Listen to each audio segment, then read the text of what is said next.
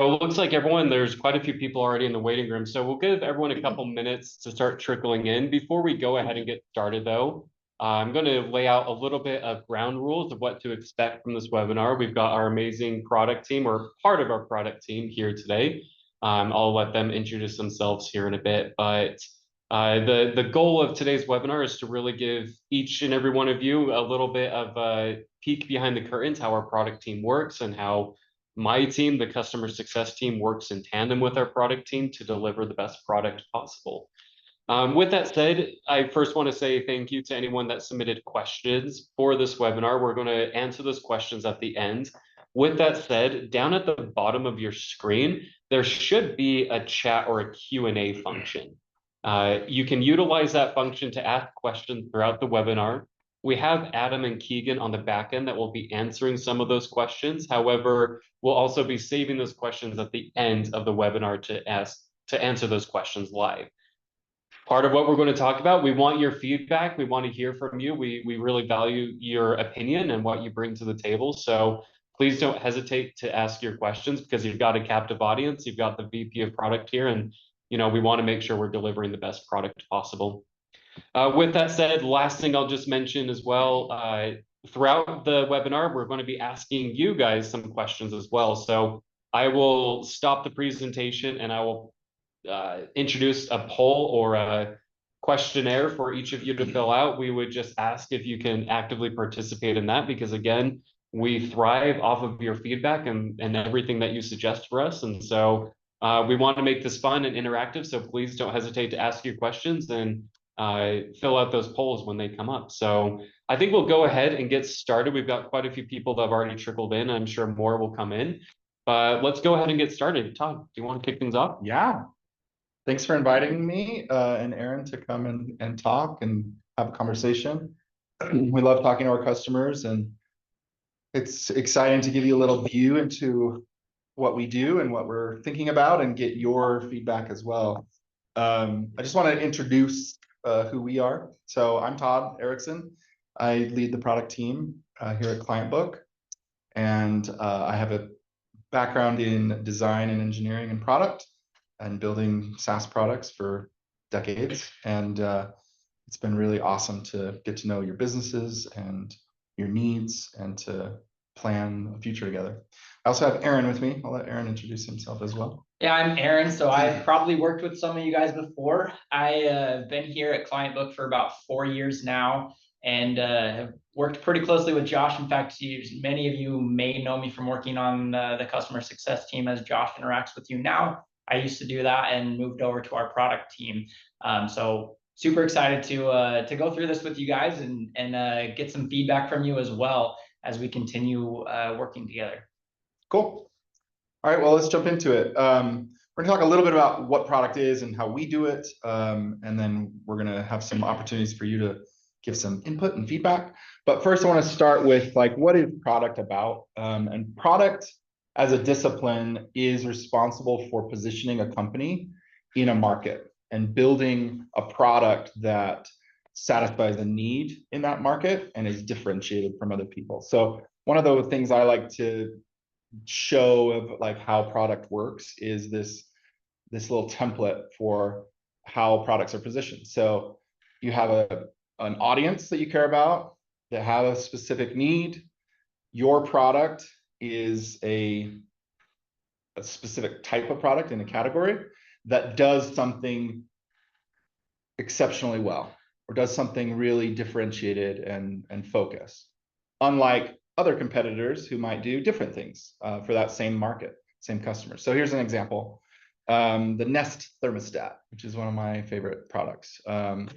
So for upper middle class homeowners who spend a lot of money on heat and AC, heating and cooling, Nest is a thermostat that saves money by improving efficiency of your existing HVAC system. Unlike a standard thermostat, it learns and intelligently adapts to the inhabitants, increasing their comfort. So this is an example of a product that's in a market that has a unique take on how to solve that problem. So here's a version of how I think about Clientbook and how we're positioned. So for a high-end retailer who wants to increase sales, Clientbook is a sales assistant that automates sales outreach. Unlike, we'll say, Podium, we focus on scaling your outbound messages that drive sales. So other products are positioned differently. They do different things, but this is kind of how we are positioned in the market. So with that in mind, that's kind of like a high level of how we think about positioning. I want to give you a view into how we make things. So actually, before we hop into Oh, that, yeah, thank so you. sorry, we No, actually it's so wanted glad. to. Yeah. So with this in mind, right, this position yourself, this is kind of how we see Clientbook. And bear with me too, this is my first time that's utilizing this polls and quizzes feature. Yes, this is So, awesome. so please, I hope this works out as it should, but we wanted to ask you all a question here, if you don't mind just taking a few seconds, just putting your answer right here. The question that we want to ask, I'm launching it now, so hopefully you see it on your screen, but what we wanted to ask is, what is the primary benefit of Clientbook for your company? We gave you this prompt on purpose on this page. We want to It's an example. kind of give you like an example, but yeah, it looks like I'm seeing some answers coming in, so Awesome. perfect. We'll give you guys a few 30 seconds to a minute just to answer that, and we'll review these answers. Like I said, we want to gather your feedback, and following this webinar, when I send the follow-up email, I'll actually kind of share some of these insights as well, and because we're really interested in how you view our product, how you view Clientbook. Yep.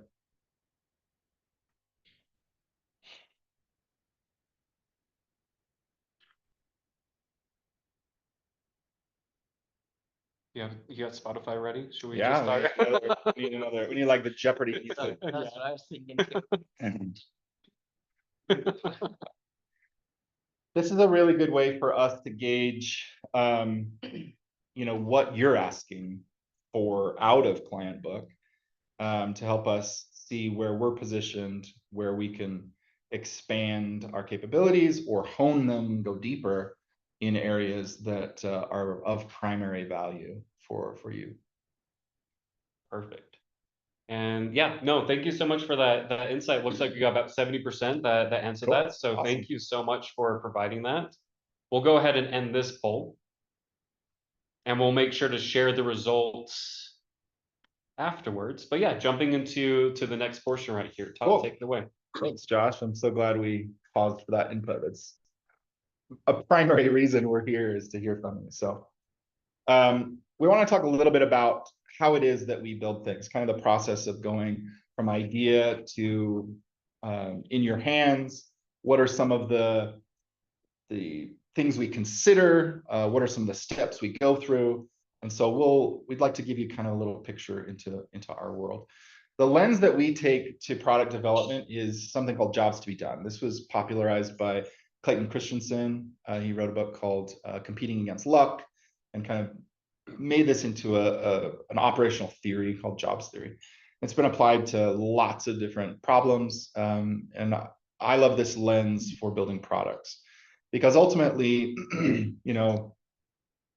the jobs that you do really haven't changed. Knowing your customers, delivering great customer service, staying on top of customer communication, the channels where they can communicate with you might change, but the idea of having people walk into the store physically or walk into your store digitally really don't change. The fundamental job doesn't change. And so understanding the jobs to be done in a retail store is super important to us.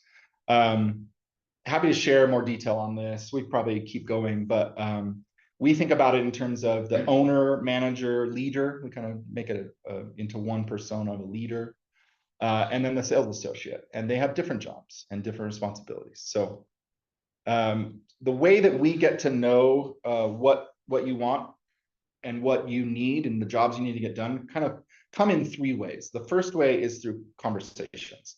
So we have conversations with our sales team on what they're hearing from prospects, what they're hearing from upgrade conversations with current customers. We also are constantly talking to Josh and his team of what you're hearing from customers, what you're telling Josh and his team about what's working, what's not working. and we talk with them, and then we jump in with you. I've had 3 customer conversations this week, and that's, pretty normal for us to be chatting with you. We might bring a question to you. You might have a question for us, and we tee up conversations where we can really get to understand more about things. So that's kind of qualitative. The next set is more quantitative. So we look at things like, what are the topics of support tickets and feature requests? What's the quantitative around win-loss data from conversations with prospects? We look at churn data. I didn't even put that on here, but like when people choose to leave Clientbook, why are they leaving Clientbook? Why are they staying? And then really looking at what actually gets used in the platform and what doesn't. So those are some of the quantitative areas. And then in design and engineering, we are also doing things like usability testing kind of thing. We do designs where we get them in front of people. We do prototypes of different solutions to problems. Once we built something, we get it out to customers, and we do beta tests and feedback that way. So these are some of the channels that we use to decide what to do next and what areas need emphasis. And really what it ends up looking like is a mix of a ton of different things that are constantly like vying for attention and prioritization. Things like, are there bugs that are needing to be fixed? Are there enhancements that people may not like the exact way that Clientbook works? They prefer a different way, and other customers might prefer a third way. And with so many customers, there's different preferences that come in. We have a number of existing integrations, primarily with point of sale systems, that need to be updated and maintained. We have enhancements to existing features, things that could be better in some way or another. We have new integrations we're going to build. We do data fixes. There's maybe new markets we're looking at and thinking about, or different kinds of businesses. There's all of our servers. Anyway, so all of these things have to be done by a pretty tiny team. We have about 8 engineers, and Aaron and I, basically, that are managing all of the prioritization, the design, the implementation of all these things. So we are a small business, like you are a small business or medium-sized business, and I'm sure you can relate to lots of different things vying for your attention. So with that being said, just to give you kind of a sense of, if you didn't know what Clientbook looks like as a business, we have over 1,000 customers across the US and Canada and the Caribbean. And we have customers who use the product in lots of different ways and need different things. And so sometimes there's a group of people who want feature A and then a group of people who want feature B. There's about as many opinions as there are people, but what we try to do is find the trends and build toward the trends and build toward what is core to our mission and the jobs that we want to help you get done. I mentioned this previously, but we have 8 full-time engineers, and they're working across, servers and, what we call the back end, or infrastructure type things. And then we have a web app, an iOS app, and an Android app. And all of those things need to be done across this small group of people. So hopefully that gives you a little sense of kind of a day in the life, things that we care about, things that are vying for our attention, the resources that we have, the customers that we serve, and yeah, give you a little bit of a view. One of the things that we would love to do in this vein is to ask you, among all the things that could be done or that you need and would love to see in Clientbook, we want to do another poll where basically we're asking, if you could change one thing about Clientbook, whatever that one thing is, it's up to you. What would that one thing be? So you should see the poll now, and we'd love to hear your feedback. What's the one thing that just rises to the top of everything else? Oh, like with the magic wand thing, we should do Harry Potter music this time. Aaron, if you want to start humming that one. Todd got that one covered already. I covered the Jeopardy one. I did my did my dues. I'm upset you guys didn't ask me earlier today. If I had a For your magic wand, what would yeah. Oh, man. I? We'll let you do a write-in as well afterwards. Okay, yeah. And yeah, as you guys are answering those questions, again, thank you so much for participating. Again, we value your feedback. So give you about another 30 to 45 seconds to get your answers in there. We want to hear your voice, and we want to see if we're on the right track of what's going on.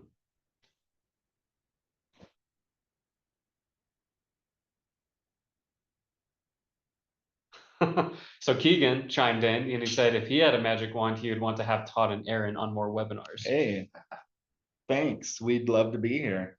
Which We might make magic wand or things like this a regular thing. We'd love to hear from you more often.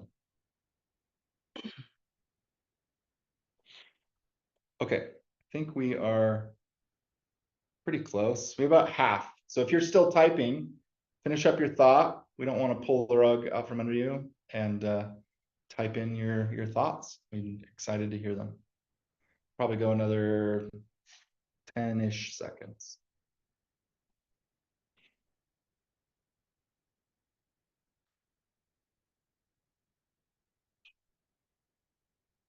Okay, last call. There we go. Oh, all right, it's done. That's done. All right, so we would love to give you just a sense for some of the things that are on our minds. If we had a magic wand, and I think that I would say that the biggest thing on my mind is we have spent a lot of time on kind of the future and like what's the future of AI and how are we using AI to prioritize sales opportunities and help you remember which clients to reach out to and for what reason. We have other initiatives that we're excited to announce that also kind of like no one is doing in our industry or among the competitors that really bring you closer to providing awesome information and awesome experiences for customers. I was a little bit vague. You'll hear more about what we're doing, but all of that is a preamble to what I'm thinking about most is how we can focus more on the fundamentals, focus more on client book reliability, client book usability, focus on rock solid integrations, focus on these fundamental pieces that you rely on every day and that you're telling us need to be bulletproof, need to have the highest level of quality like you expect for the products that you sell your customers. So I would say that is the thing that is most on my mind and most of what you will see kind of coming forward from us is a focus on those fundamentals. So I'm excited to see how that compares to what you're thinking. And yeah, next up, we're going to have Aaron take over and give you just a quick overview of one of the features that we built recently and what kind of how it happened and where we are with it.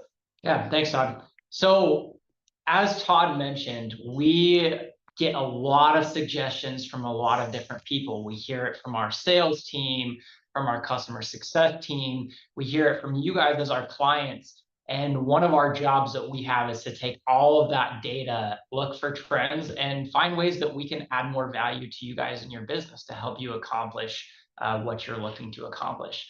One of those things is reporting.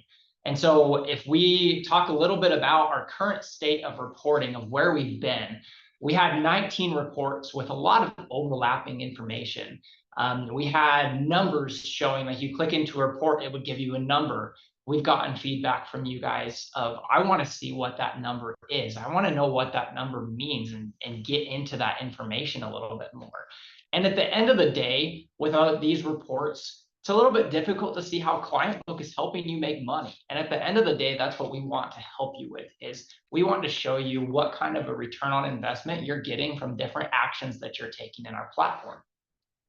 So we have a few different things that we do, and this is going to be a little bit like what Todd was talking about earlier, tied to this specific example. So between customer feedback and other quantitative analysis that we have looked at from some of those mediums that Todd talked about, of collecting data that's submitted by you guys, submitted by our customer success team, analyzing data from our support tickets of things that you guys say when you reach out to our support team, we notice some trends when it comes to reports. So reports needed to be more accurate. I need to trust this data to know that if my team did this, if I sent out a mass message, what happened? What did that do for my business? Was it worth it for me to send that mass message out? I need more detail. I need to understand what happened, who did what, from the associate level, from the customer level, and what's driving the most value, so I can repeat those things or change the things that maybe aren't driving as much value for you for different things you're doing. And then clarity around what report do I go to? If I want an answer, I need to know which report do I want to go to and be able to find that answer easily. And lastly, doing it in a quick, concise manner in a way that doesn't take a long time to run. So I'm gonna call a little bit of an audible here, Josh, and ask for some feedback from me. So Josh, being with our customer success team, he hears a lot of this. Josh, how frequently have you heard feedback from customers around reports and things that they want to see in reports? It has to almost be like on a daily basis, in all honesty. Yeah, in my time, and this is why it was prioritized, right? We were talking a little bit before about how they internally look at that stuff and they prioritize those different tasks. And yeah, this is something like on a daily basis.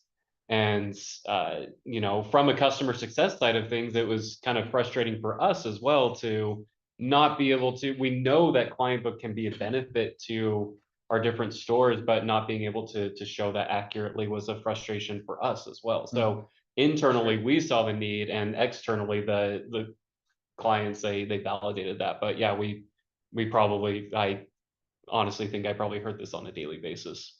So. Yeah. And then follow-up question to that, how much have you and people on your team talked with Todd and I about reporting as well? We've had a lot of sessions in this room, actually. So a lot of like hours spent, and yeah, it takes a lot of time. And yeah, so I asked Josh that because I want to bring a real world example into something that you guys have been asking for, wanting to know. We don't want to just jump to a quick conclusion and make a rash decision. So we've met with customer success a lot and talked about this feature in particular, this set of features. We've had customer calls. Some of you on the webinar may have met with one of us to talk specifically about reporting, and for us to understand, what are you trying to draw conclusions of? What are you trying to accomplish? So that's one half of it. We are meeting with different people. We also talk with our engineering team. So we have, as Todd mentioned, 8 engineers that we work with to get down to what do people need to know and how can we deliver that information? How is it going to work? How are you going to access that information? How are we going to deliver that information to you? And from the design side, how should it look? And how should it work for you so that it's simple, easy to use, as I mentioned, getting directly to the report that you're looking for. So what we came up with is moving from those 19 reports that we had, plus I guess we could say even more because there's other reports embedded throughout the platform, down to a simplified 7 reports that we came up with at first.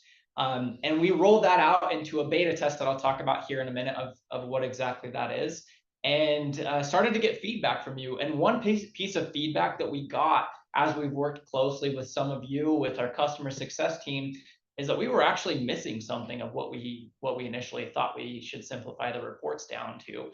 And that was, I want to know what my associate is actually doing. What activities are they taking to engage the customer? And these 5 things on the right-hand side of accurate and reliable, showing our work, centralizing and simplifying, showing some sales attribution, and loading quickly are some of the criteria that we had in actually building this report. So I want to show you a little bit about what this looks like. So if you remember the graphic that we looked at earlier, we had a big long list of reports. We are moving to something more like this, where you land on a reports page you'll see those 8 different reports, a little explanation of what it is, so you know which report you need to go to. If I want to see what kind of automations I have turned on, if I have automated messages going out for a birthday or for an anniversary, I want to see what's that doing for my business. How is that helping my business? I can go directly to that report. I want to see open opportunities. How much revenue is out there that we've created opportunities for that I can go and collect in the next 90 days? There's a report outlined for that that's clear and concise for you. As we go into one of these reports, one of the things that we wanted to deliver is a quick hitter summary of what do I want to know. So for this particular one, how many auto messages were sent and what were the related sales? How many auto reminders were completed and what were the related sales from those reminders that were delivered to you? And for those of you using our Smart Assistant or AI Insights, how many of those activities did we complete and what were the related sales that tied to it, and being able to filter by dates. So giving that summary, but then also giving you a deeper view of, I want to see a graph of what goes into this. And then Clientbook, we want you to show your work on this, is what you're going to be able to see in the table below. So you're going to be able to drill down into it and not only see who and what and how much, you'll be able to see anything that went into driving that particular sale that came in. And so if you sent out a mass message, or if there was automated messages, but there was other communication that happened that led to the sale, we'll show our work and give you the information that you need to be able to understand what drives this sale. How did we arrive to this sale coming into my store? Can I make a little quick comment there? One of the things that we've leveraged to make this possible is our deep point of sale integration. And so if you are not on a native point of sale integration, this is maybe a really good time to think about getting on a point of sale integration that's built into Clientbook, because all of this sales data comes from the point of sale, and then taking what's in Clientbook and what's in those sales transactions and bringing them together is really the magic of telling you what is working, what is driving sales, what are we making from this investment that we've put into Clientbook. So just a plug for that, and glad that we have those deep integrations to be able to do that, unlike many of our competitors. So yeah, that's definitely a big piece, and something that allows us to start showing our work in a more detailed way and showing attribution. To sum up here, I wanted to just give a quick overview of kind of what all these steps are and what we go through to make sure that we're delivering things back to you guys. First and foremost, getting that feedback, what it talks to Josh about, of how he's collecting with his team from you guys. We meet with you guys. And if we haven't met with you guys and you guys have feedback, we'd love to, either through Josh's team or meeting with you, to get that feedback. We build it for our web app, for our iOS app, for iPhones, for our Android app, and then we do a bunch of testing before we send it out. So after we do that testing, we deploy it, or we send it out for you guys to be able to see it. And with that, we typically send it to a smaller group of people in what we call a beta test, or just a smaller group that can get early access, play around with it, give us feedback on things that we can maybe improve or things that they notice by using the real world data. And we respond to that feedback. So we worked a lot with Josh and his team on this reports feature to get feedback from you guys and to turn around and implement that feedback. And as we finalize it, actually doing like the full announce of this feature and the final rollout where everybody gets access to this feature. You may have noticed kind of a teaser email about reports that went out, I think a week or two ago, to give you a heads up that this is coming. And we're excited to announce its availability here in the next week or so. So we have a number of you on it. So thank you for participating in the beta. And for everyone else, we're excited to roll this out with the AI Insights trial that we're going to be rolling out to everyone as well. So cool. Awesome. Yeah. So thank you guys so much for your time. So with that said, like I mentioned, when I sent out the invite for this webinar, I had asked to preemptively send some questions for our team. So we want to ask those questions first. With that said, Again, down at the bottom of your screen, there should be a Q&A section. So if you have any questions that have come up during this webinar, or you're dying to ask Todd and Aaron again, you've got the captive audience here. So we would love to answer your questions that you may have. But before we jump into those questions and answers, we had quite a few questions that came through, but we were able to consolidate, a good chunk of them because a lot of people have the same questions. So we have these three main questions that I wanted to ask first, and then we can open the floor. So if you have any last minute questions while we're here. So the first question though is what we heard was, we've noticed some differences between the Android app and the iOS app version of Clientbook. What improvements, if any, are being made for Android users? Who do you want to field that one? I'm happy to. Yeah, go for it. Go. So this is definitely one of those ruthless prioritization questions. I think the most simple answer, we did get these ahead of time, so they gave us a little bit of time to think about what we might say.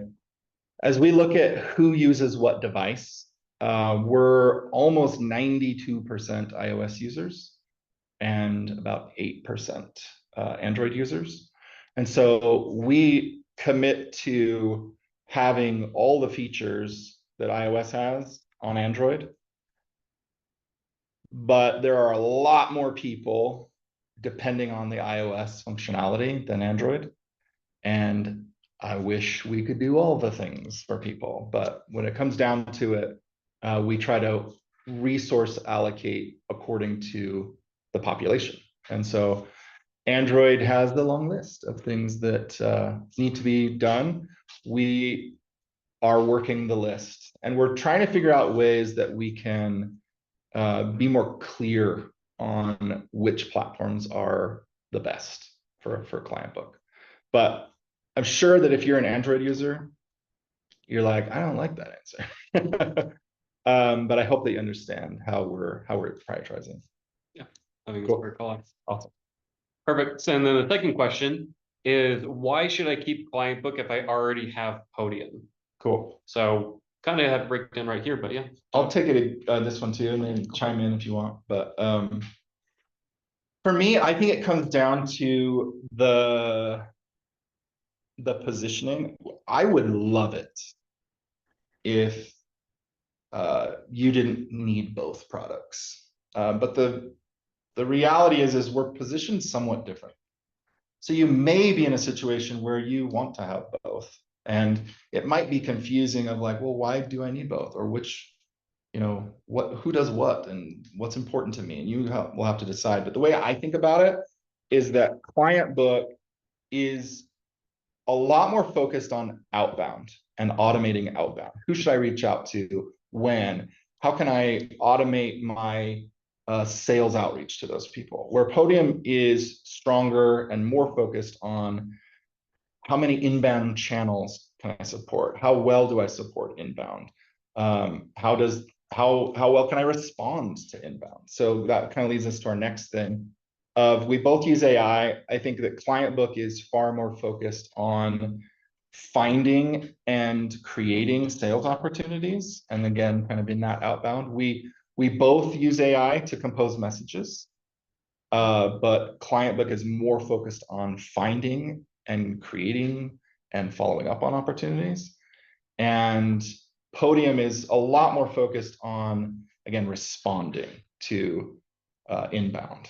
So they have more of a autoresponder kind of approach to things. And so that's a little bit where we're different. And then with regard to data, we talked about reports and how like sales outcomes and all of this data. We have full product lists, we have full client lists that in many cases synchronize back and forth. And so we're really deeply integrated when we do a point of sale integration. And Podium does, like a repair reminder text or, a review text for sure. They're famous for reviews. But the integration itself is fairly light. I know that they're trying to, improve that, but right now, Clientbook has a much deeper point of sale integration. For many of our customers, it's like the point of sale in your pocket, where it's just not available. in Podium. So those are some of the differences or why you might want one or the other. We do know that many of you run both, and we would love a future where you don't need both. So that's kind of my thoughts on that. Yeah, perfect. And then the last question is, can you share an example of a feature suggestion that was implemented and one that was rejected, and what were the reasons behind those decisions? So we Aaron, had, you wanna do this we one? came up with these 2 examples. Yeah, I'll go ahead and take it. So we can talk a little bit about our AI insights. If you aren't using this feature right now, you've probably gotten some type of marketing or customer success communication about it. This is what Todd was getting at a little bit on those deep sales integrations where we find opportunities in your data. We find trends, we find reasons for you to be able to reach out, and we deliver those to you and your teams in a way that tells you when to reach out, who to reach out to, and what to say when you reach out as well, where we'll give you a message. You can tweak that message if you want, but it can be as simple as just, yep, that looks good, hit send, and we'll deliver those opportunities of driving sales right there in your store. I think, Josh, you had an example from Carol's Jewelers of a communication you had a while back. Yeah, so it kind of goes back to like, yeah, the timeline of things, right? So where does it start? It starts with an idea. So I remember it would have been early last year, as in 2023. I had a meeting with Robert at Carol's, and he was at least to me, was the first one to kind of bring it up, and he kind of challenged me. He's just like, well, what are you guys doing with this new cool AI stuff that's coming out? Like, how are you going to utilize AI to make Clientbook better? And I remember internalizing that, and then I took it to you guys. I took it to my executives, and I just said, hey, like, this is something that like we're starting to hear. And, there was other clients that started asking for it as well, or just like, what are you guys doing? But I remember very distinctly, Robert was like kind of the first one that started that domino effect. And so again, that kind of went to, it's just like, okay, well, and then as a team, going back to Todd's point, what is Clientbook trying to accomplish? What are we trying to solve? We're ultimately your best sales associate that you're going to have.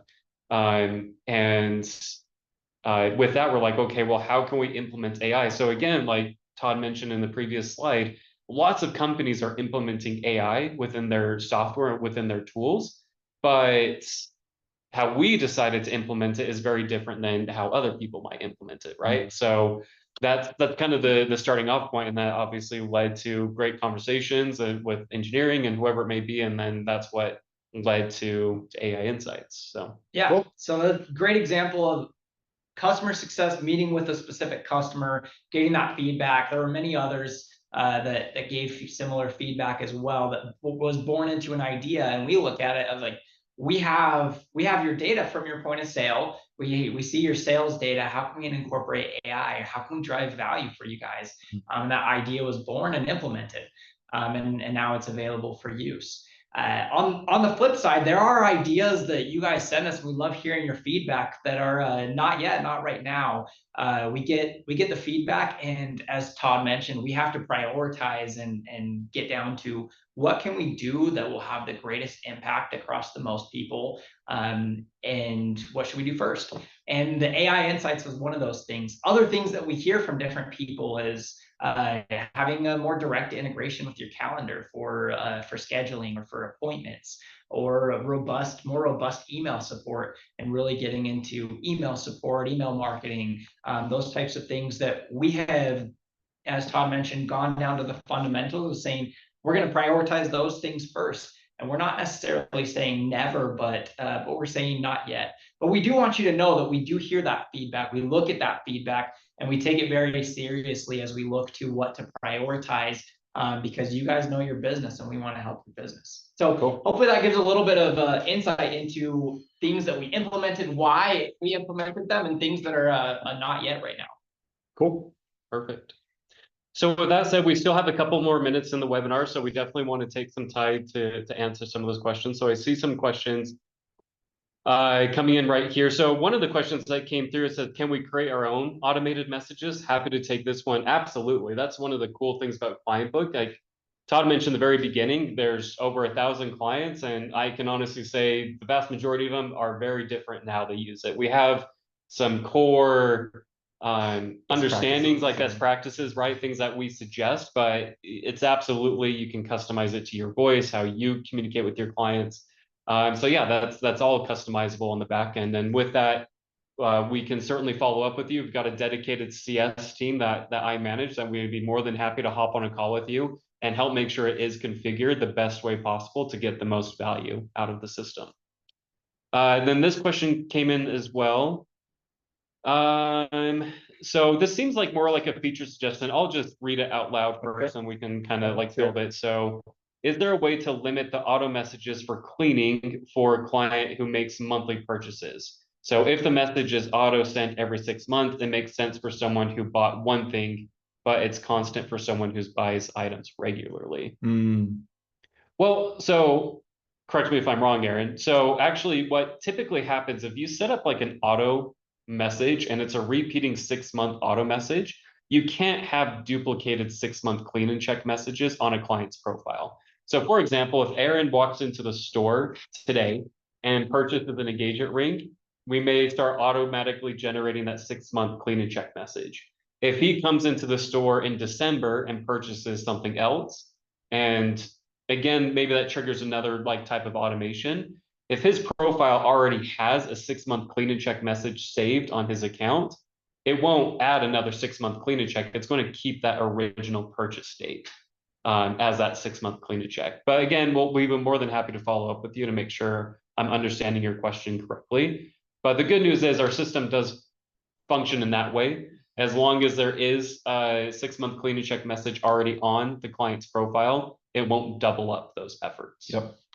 I'll chime in one more thing on AI insights here is one of the reasons the clean and check is in place is to keep that heartbeat with that customer, just keep the conversation going, keep it top of mind.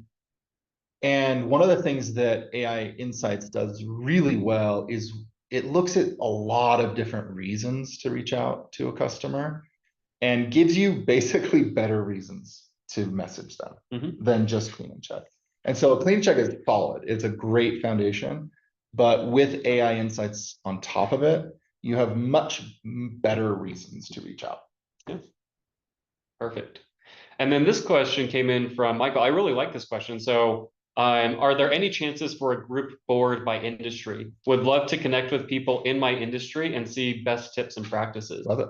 Yeah, I think that's actually a really great suggestion. It's funny you mentioned that. One of our CSMs, Adam, he kind of mentioned this to me a little while ago, and that's something we're definitely noodling with. We're trying to figure out the best way possible to get that together. We had suggested like a Facebook group. We have like internal tools that we can like maybe use as well. So we'll definitely, I would love to connect with you, Michael, and maybe pick your brain, like what would be the best way to connect our different brands. You know, the vast majority of our clients fit within jewelry. So yeah, I'm sure jewelers would love to get together to understand their best practices, because our furniture clients are going to be using Clientbook a little bit differently than our jewelry clients. Fashion clients. Yeah, for sure. Sense. So yeah, I would love to connect with you and maybe pick your brain, what you think might be the best solution. But it's definitely on our mind. It's something that we're discussing. We're just trying to figure out the best way to create those groups to make sure that we are sharing best practices as much as possible. So. Cool. And I see one attendee, I see Robert, you have your hand raised. I don't know if you asked a question in the Q&A, but we have about 1 more minute left before we can let you folks go. But if you have any dying last minute questions, we would love to help answer them. Here's Robert's question. Yeah. So I'm glad you implemented AI. We've had a few incidents where customers were confused about getting a double opt-in. It annoyed them so much to the point that they unsubscribed or tried saying stop. I'd like to know why this happens so often. The automated messages, well, a few people found it kind of annoying. So if I'm understanding your question correctly as well, that seems to be tied to your mass messaging, right? Where we require an opt-in to receive mass messaging. I know we've kind of like talked about this like internally. Todd, do you have like any insights or any thoughts about? Yeah, I can share what we know and what we're thinking. It's not something we're working on right now, but some things have changed. So when the kind of rules and regulations came out around this, they were pretty vague. And so the way that we implemented it was right at the time, or in the guidelines. But as things have matured, there are new ways we can think about this. And I'll just say it in principle. Our principle is, people have the right to do this, and we want to respect that right. But we don't need to bug them about it all the time. So we want to comply and minimize the number of times and the contexts where we ask for that. So as a principle, that's where we're headed with it. And ideally, they rarely see it. That's where we're headed. But Perfect. Good. And it looks like we got one last minute question, a great feature suggestion. We've heard this before too. So Todd, make sure it's on the Go for roadmap, it. or not the roadmap, but yeah, let's hear it. but yeah, so the question was, it'd be nice if guests were able to opt out of mass messages only instead of Cool. breaking up with us entirely. So like marketing messages versus transactional messages. I know that this is a thing in some of the point of sale systems. Yeah, and we'll take a look at it. I think that would be a really great advantage, because if someone opts out, you don't want them to miss a repair notification or things like that. So great feedback. It's one that's on our radar. Perfect. Well, thank you again. Thank you too so much for joining us. I hope I learned quite a bit just preparing this webinar. I hope you guys enjoyed it as well. So be on the lookout. You'll receive a follow-up email from me no later than tomorrow by end of day, including the recording of this webinar, some interesting stats. Like I said, I'm going to share some. Yeah, I can't wait for those. I'm excited. I know, that's going to be fun. Yeah. So be on the lookout for our email. Again, thank you guys so much for joining us. We look forward to our next webinar. We're going to be having one of our retailers join us to share their best tips and their kind of best practices. And so thank you again so much. We really appreciate your feedback and look forward to the next webinar. Thanks, everybody. See you. Thank you.